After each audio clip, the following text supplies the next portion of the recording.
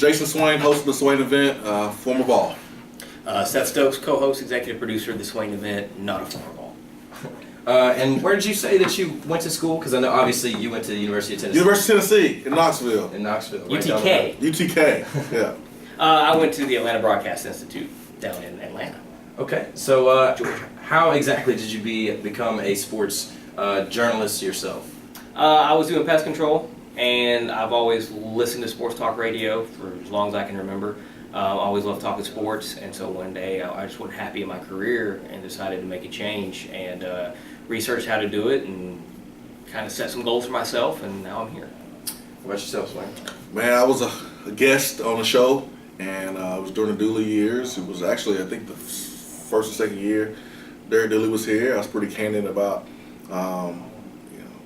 assessing the situation. There was some criticism there about Dooley throwing his players on the bus in press conferences, and they asked me if I would have liked it as a player. I said no, and then got a call a couple days later about having my own show, and that started off as being a 1 hour show, and then turned into a 3 hour show, and here I am.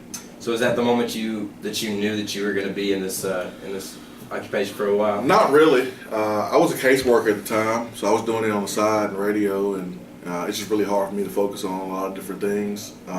So I just want to put my attention to one, try to be great at it, do my best, and so I stopped being a caseworker and wanted to do radio, but I still didn't know that's something I was going to do long term.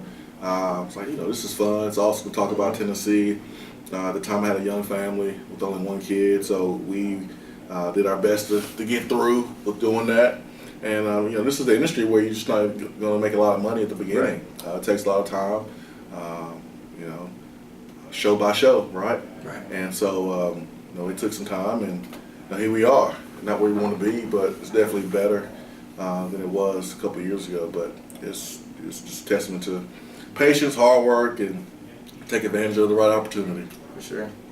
So how long have you been in this line of work for you, Stokes? About the same amount of time. I started in 2010, so coming up on 7 years. Okay. And it's just started out just writing for a website and doing some part-time stuff here and there while continuing to maintain a full-time job elsewhere, and until I finally got an opportunity to go full-time at a station. So. Being a player at UT, how has that helped you here with your line of business?